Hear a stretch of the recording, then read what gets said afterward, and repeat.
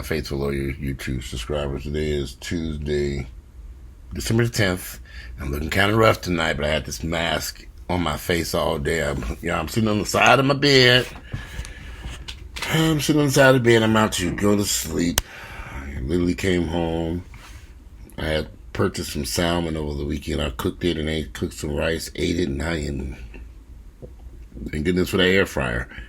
I cooked that fish in the air fryer so fast and boiled some rice, ate that mess, and I'm upstairs ready to get in the bed so I can get up. I was at the hospital all day with Earl today, and I'll be back there tomorrow. Is he improving? He's stable. So he's not getting better, but he ain't getting worse. He's stable. I can take that for now. That's fine. Yeah, I'm just taking it day by day. Everybody can say, how you handling this? I'm taking it 24 hours at a time, one day at a time. That's all I can do. I listen to the doctors, the nurses, their prognosis, what they're saying.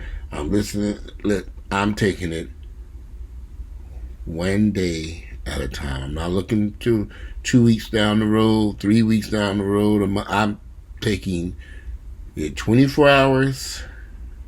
I made it through these 24 hours. Literally, I'm dead ass serious. I made it through these 24 hours. He made it through these 24 hours. I'll make it through the next. Now we got to get through the next 24 hours. I'm going to bed, go to sleep, and get up and deal. My mother came by to visit today. And my brother and sister, everybody knows me. Everybody in my whole family knows Earl. So they were up there today visiting. And they hung out with us today. But it was just a lot of chaos in because the hospital has these protocols where Earl is hooked up to respirators and machines, and he needs to be turned every 2 hours. Well, every time they attempt to turn him, his blood pressure would drop so low, they were bringing in crash carts to bring him back. So we come to an agreement today that we're going to turn him and do everything they need to do, x-rays, scans, whatever, at one time. We cannot keep fooling him once a day. Not every 2 hours. Maybe a couple times. This evening we did another turn. We got to let him settle. Whatever's going on with his heart causing his blood pressure drop. We don't know what's causing it, but we know every time they touch him and turn him and move his body, his blood pressure drops really, really low. So he's doing better now that we've stopped all these turns and all this stuff. I know it's supposed to be. I know the reason why they're turning. They don't want the man to get bad sores, and bad sores can happen pretty quickly. We do know this. Every time they turn him, they look. There are no sores, but they look all over his body. They turn around. They looking. Everything's okay. They got him positioned. They shipped him in the bed. I was standing right there. His blood pressure did drop low. They let him hurry up, very quickly did the stuff. Did everything that needed to be done. Put him back in his position. Blood pressure rose back up. I said, oh, thank God it was raising. So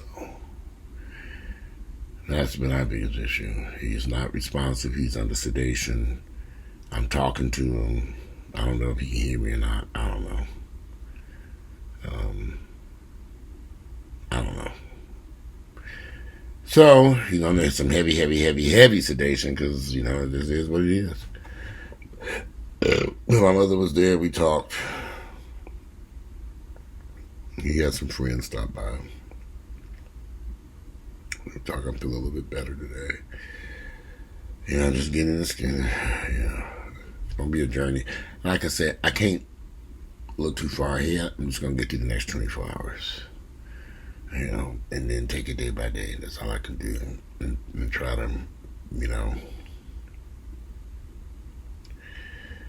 that's all I can do. But I noticed in the comment section, a lot of you all, including my mother, came up there. She's gonna pray over Earl. I'm fine with that. But like I told my mother, your journey with God, Jesus, or whoever you believe in is your journey. I've never understood why religious people insist on pushing their religious beliefs on someone who doesn't believe in what you believe in. Your religious beliefs should be for yourself, no one else.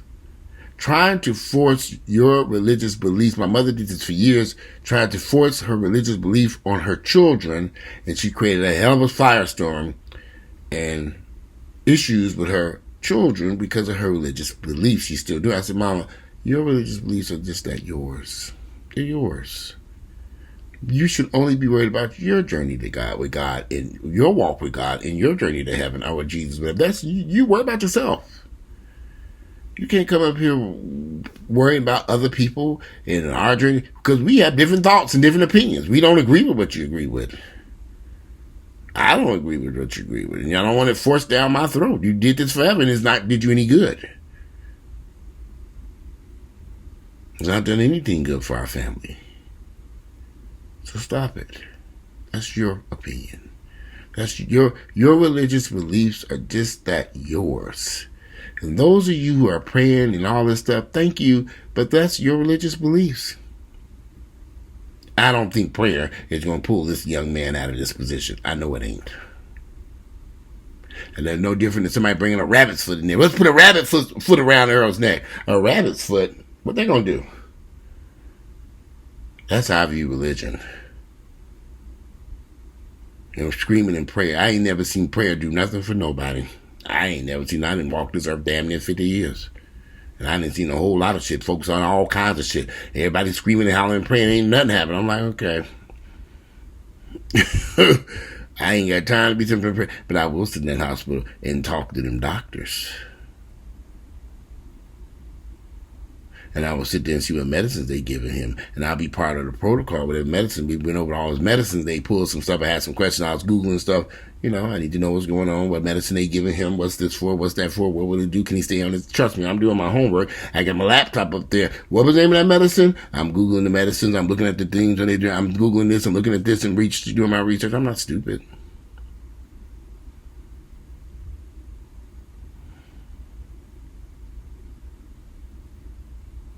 Prayer ain't not going to help this man at this point. It ain't going to ever help nobody ever. Prayer is like meditation. It's good for you. That's it. It ain't going to pay your rent, cure your cancer, or solve the world's issues. But it make you feel better. If that's what you want. That's what prayer, darling, can do, is make you feel better inside. I said a prayer. I feel better. That's it.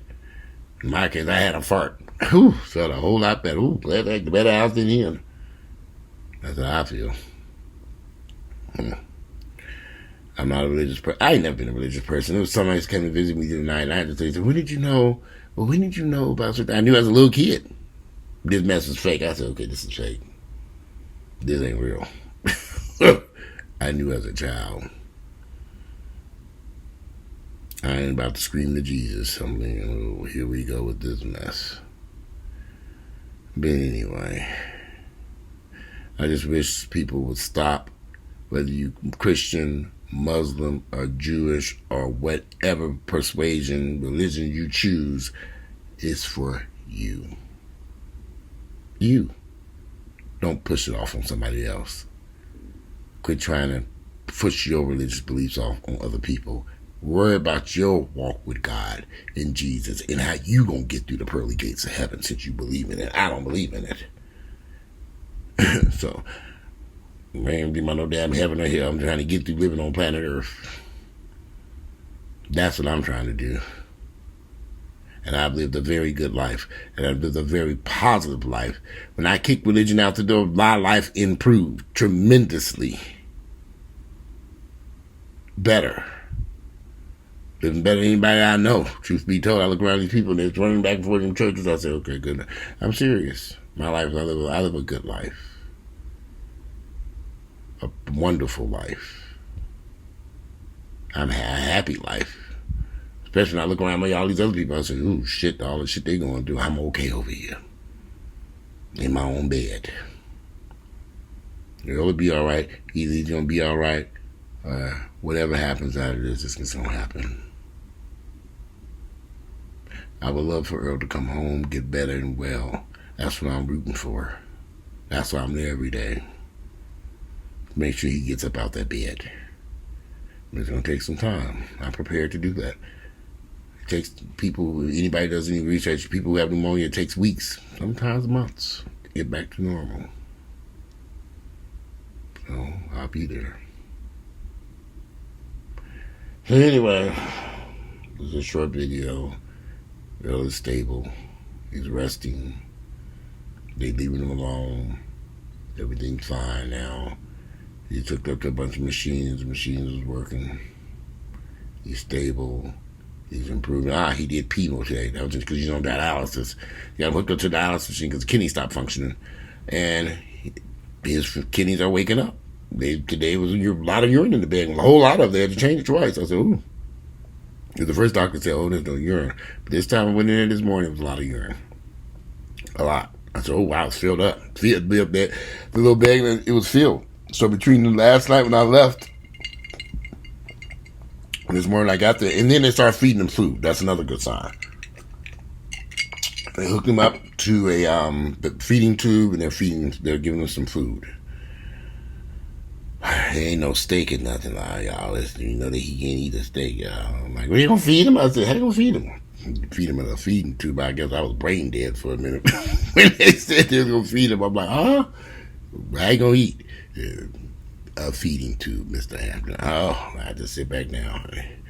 I said, it's been a long day. I said, I knew that, but they said, don't worry. I said, okay. I don't know what I was thinking. They talking about they're going to feed him. I'm like, well, how? So they give him some food. They hooked him up to a feeding tube, and they're going to give him some food. They're giving him some food. They've started the process. So they did some x-rays and some other stuff, some EKG. They did a brain EKG scan. His brain is fine. They want to do a CAT scan because, we can't move him because his heart will go crazy, because they really want to do this CAT scan. But they got to get him to a point where his heart is not acting so crazy so that they can do that CAT scan so they can see what's going on in the brain. So we'll see. I don't know. They did so many tests and x-rays today and CAT scans, but they did an EGG, something, I don't know. But he came back fine because he was shaking. So they were trying to see, was it a seizure? But they said there was no seizure activity. His actually brain activity was normal with that particular test. But it doesn't give us enough answers. We need to do an MRI. That's what he wants to do. An MRI will give us a better idea of what's going on. So they're really trying to get that done. But yeah, they know not to touch that man. So I got a little bit so I can get up there in the morning and deal with them. The night shift's pretty cool. They leave the patients alone at night, but that daytime crowd, them dead, that morning doctors up there, ICU, oh Lord, there's some busybodies. We gonna run this, we gonna do this, we gonna do that, we gonna do this. No, you ain't doing shit. Sit down and let this man lay here. What do you need this for? Do you need this now? Let his heart stable. Let his heart get stable and get better every day is a step in the right direction. Anyway, I'm out of here. I'm tired. I'm rambling now. It is, what is the day? Shit, Tuesday. I don't know. I thought today was Wednesday. Today is Tuesday, December 10th. Good night.